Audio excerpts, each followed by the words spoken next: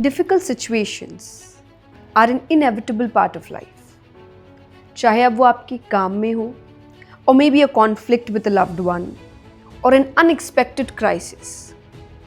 इन जैसी सभी situations में काम रहना काफ़ी मुश्किल टास्क हो सकता है, पर असल में इन्हीं situations में हमें काम रहने की या कामनेस की सबसे ज़्यादा ज़रूरत होती है, वरना ऐसी परिस्थितियाँ हमसे और बड़ी गलती करवा सकती है। कई बार ऐसी गलतियाँ जिसकी भरपाई शायद हम कभी ही कर ना पाए, या हम शायद अपना कोई ऐसा नुकसान कर बैठे जिसे हम वापस कभी ठीक ना कर पाए। आई नो, जब आप टेंस्ड होते हैं या जब हम सब टेंस्ड होते हैं या स्ट्रेस में होते हैं या हम अपसेट होते हैं या हमें किसी बात पे बहुत गुस्सा आ रहा होता है, हमें उस वक्त ज्ञान समझ नहीं आता।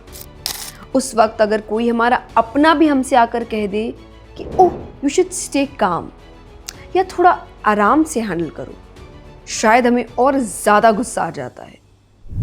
पर अगर हम उस सिचुएशन से निकलना चाहते हैं तो the only option we have is bringing back the calmness. Now let us even understand that why is being calm or staying calm in adverse situations so important. Calmness is not just a feeling, it's a skill which is very, very beneficial in handling opposite situations. It actually gives you the power to think clearly. और जब आप ठीक से सोच पाते हैं, clarity के साथ सोच पाते हैं, only then you can make better decisions.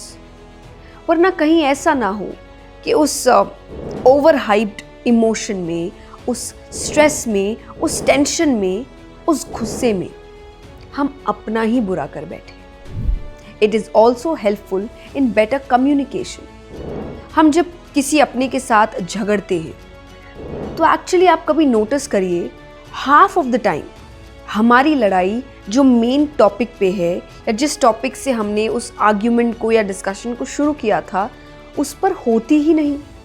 हम पुरानी बातों को लेकर आ जाते हैं, हम पुराने झगड़ों को लेकर आ जाते हैं, एक दूसरे के टोन पे बहस करने लग जाते हैं, एक दूसरे के साथ ब्लेम गेम खेलने लग जाते हैं। और जिस टॉपिक पे आर्ग्यूमेंट शुरू हुआ या जिस टॉपिक पे सबसे ज़्यादा कम्युनिकेशन की हमें ज़रूरत थी, वो कब गायब हो जाता है पता ही नहीं चलता। चलो, अब कई बार समझ तो आ जाता है कि काम रहना ज़रूरी है, पर रहे कैसे ये भी एक टास्क है। Now let us understand some simple ways through which you can try staying calm. Number 1, breathing techniques. Deep, slow breathing can actually calm the nervous system and reduce stress.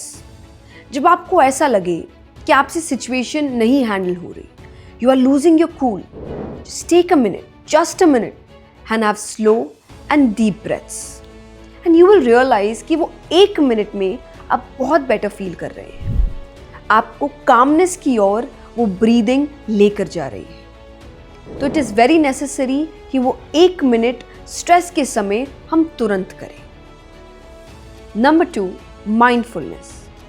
हमारी लाइफ में जब भी कोई issue, कोई problem होता है, हमारा ध्यान हमेशा उस प्रॉब्लम से फ्यूचर में क्या गलत हो सकता है उस पे चला जाता है।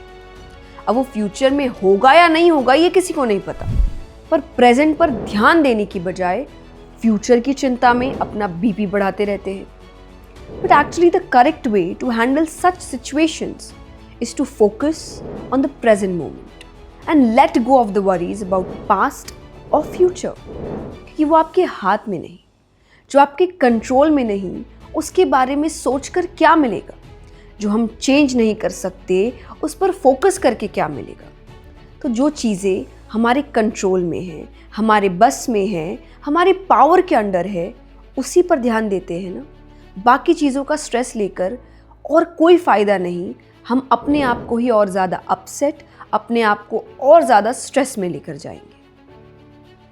Number 3, positive self talk. हमारे बड़े बुजुर्ग कहते थे कि हमारे जीभ पे माँ सरस्वती बैठती है, जो बोलते हैं वो हो जाता है। यही बात आगे जाके अलग अलग तरीकों से प्रसिद्ध होती गई, यानी फेमस होती गई। चाहे अब आप उन्हें लॉ ऑफ अट्रैक्शन का नाम दें, चाहे आप उसे मैनिफेस्टेशंस का नाम दें, चाहे पावर ऑफ सबकॉन्शियस माइंड का नाम दें, बट सबका मतलब एक ही तरफ जाएगा। Speak good, positive and powerful words.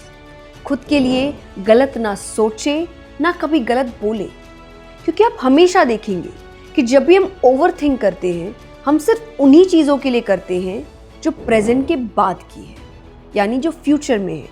It would be either future, और कई बार तो पास्ट भी, जो चला गया। और मेरा मानना है कि जब इमेजिन ही करना है, क्योंकि जो फ्यूचर की बात कर रहे हैं हमारी इमेजिनेशंस है, क्या हो सकता है क्या नहीं हो सकता है, जब यही सब करना है तो फिर अच्छा इमेजिन करते हैं ना, अच्छा सोचते हैं ना, हमारे बारे में अच्छा बोलते हैं ना, क्योंकि समय तो आप फ्यूचर में क्या होगा या इमेजिनेशन में ही बता रहे हैं, तो वो अच्छा करके क्यों ना करें। क्योंकि बुरा सोच के, खुद के बारे में बुरा कह के हम खुद को ही परेशान करते हैं और खुद के लिए ही पूरे यूनिवर्स में नेगेटिव वाइब्स भेजते हैं, तो हमारा ही नुकसान हो रहा है। इससे अच्छा सोचते हैं, अच्छा बोलते हैं। और पॉजिटिव सेल्फ टॉक का मतलब ये नहीं होता कि आप प्रॉब्लम्स को इग्नोर करें, प्रॉब्लम्स आए और हम कहें अरे कुछ नहीं हुआ, पर इसका मतलब होता है अच्छे से एक्नॉलेज करना। क्योंकि जब आप एक्नॉलेज करेंगे, प्रॉब्लम एक्सेप्ट करेंगे, तभी तो सॉल्यूशंस ढूंढ पाएंगे। और पॉजिटिव सेल्फ टॉक का मतलब प्रॉब्लम्स इग्नोर करना नहीं होता, और उन्हें एक्नॉलेज करना होता है, एक्सेप्ट करना होता है, क्योंकि तभी तो सॉल्यूशंस ढूंढ पाएंगे। बाकी बहुत ऐसे सॉल्यूशंस हो सकते हैं जो आपको काम रखने में हेल्प करें, पर ये बेसिक ऑन स्पॉट करने वाले तरीके हैं कि जब भी आपकी लाइफ में कोई स्ट्रेसफुल सिचुएशन आए, आप ऐसी सिचुएशंस का सामना करें जहां आपको समझ नहीं आ रहा आपको क्या करना है। Try doing these 3 things and you'll feel a major difference in how you'll handle the situation.